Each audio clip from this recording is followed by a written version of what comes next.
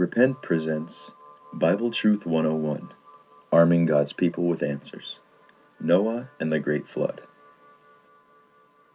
The Bible tells us to be ready always to give an answer to every man that asketh you a reason of the hope that is in you. How would you answer questions about whether or not there really was a worldwide flood? Or what about the evidence and philosophy behind the geologic column? What do we see when we take a scientific approach to the visible evidence? Worldwide flood is mentioned throughout the Bible and is always referenced in a literal sense. The book of Luke mentions the specific day that Noah entered into the ark, before the arrival of the flood. 1 Peter mentions the days of Noah, and how only 8 souls were saved by water. Notice that 8 souls were saved by water and not from water. This is an interesting note and a glimpse into what the world might have been like before the flood, and the evil that existed on earth. Jesus himself mentions Noah when speaking about his return. Supposed evidence exists of the evolution theory in what is called the geologic column. A clear, concise geologic column exists only in the textbooks. Evolutionists claim that these layers were laid down over hundreds of millions of years, with each layer representing a different era and containing different fossils that show the advancements of evolution. Although we do observe layers around the earth, they are seldom in this form, and it has never been found in its entirety. If these layers are separated by eons of time, each being a different era, we should find erosion on the upper surface of each of the layers. Because there is no erosion, it can be concluded that the layers were probably laid down in rapid succession to each other, and the stratification layers that we find all over the earth could be due to hydrologic sorting. Hydrologic sorting is when materials of different shapes, sizes, densities, and masses are suspended in a liquid. They will settle in specific layers according to their mass, density, size, and shape. The geologic column should also provide fossils of intermediary species, showing the evolution of natural life on Earth. The fossils we do find are either of extinct animals or current existing animals that we still have today. It is only the philosophy behind evolution that keeps this theory of the geologic column in textbooks today. And because there is such a strong effort to keep God out of creation, science has become dependent on circular reasoning. By using the fossils that are found in each of the different strata layers, they are able to date the rock layer the fossils are found in. Yet the fossils themselves are dated by the rock layer.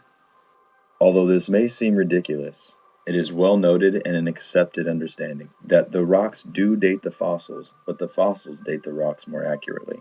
The American Journal of Science has mentioned more than once that the intelligent layman has long suspected circular reasoning, and that the rocks are used to date the fossils and the fossils to date the rocks. And then going on to mention that the branch of geology has never bothered to think of a good reply to this. If the layers of the geologic column are separated by millions of years from each other, then we shouldn't find evidence of the flood, or hydrologic sorting, or polystrata fossils. Polystrata fossils are fossils found in several layers of the supposed geologic column. They are proof against the idea of millions of years laid down between each layer. Did these trees stand for millions of years while time deposited the successive layers of rock around them?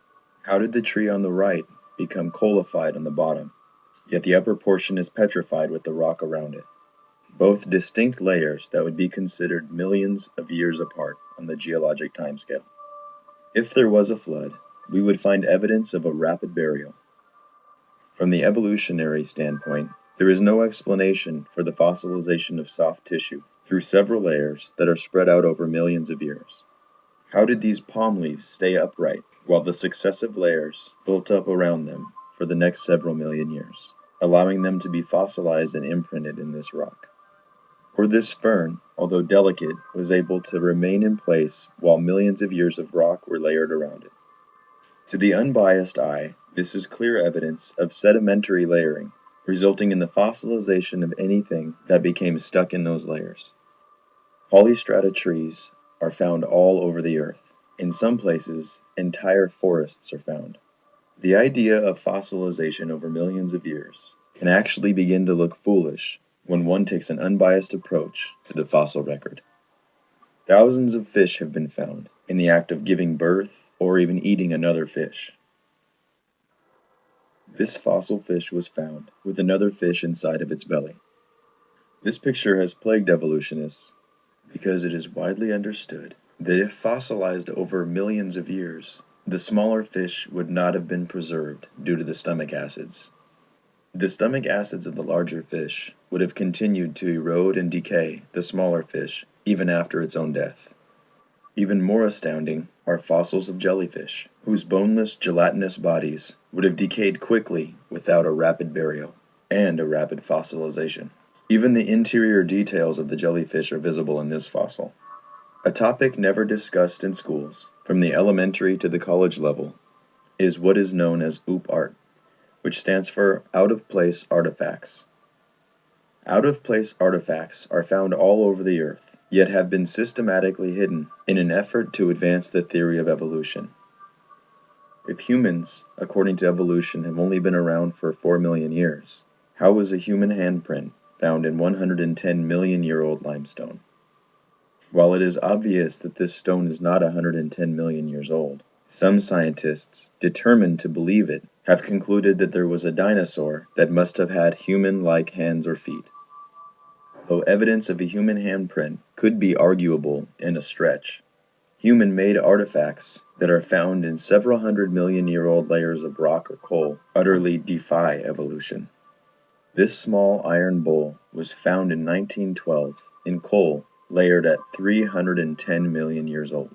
It is more likely that the coal, being composed of organic matter, formed around the bowl when it was subjected to heavy flooding, depositing tons of sediment above the organic layer, adding weight which increased pressure, forming the layers into coal. This hammer was found in London, Texas, in an area famous for dinosaur fossils. It was determined to be embedded in rock that was 140 million years old. How does a clearly human hammer end up in rock that is 140 million years old? Could we conclude that this rock may not be as old as geologists say it is? And if they're dating the rock by the fossils found in it, and then the fossils themselves date the rock, doesn't this show that there is really no evidence for hundreds of millions of years on these layers? Why are our children being taught in schools that these layers are hundreds of millions of years old? Why are they not shown evidence for a flood? By presenting only one side and never showing evidence for the other, the evolutionary worldview can be kept intact.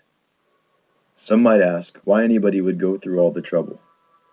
The Bible is clear when it talks of the end times, and there's scoffers who will be walking after their own lusts, and that they will in fact deny from the beginning that God created by His own word the earth and the heavens, and that they will be willingly ignorant or not willing to learn on purpose that the earth at one time was overflowed with water and perished.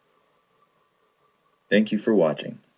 Visit us on our website at www.rep-ent.com.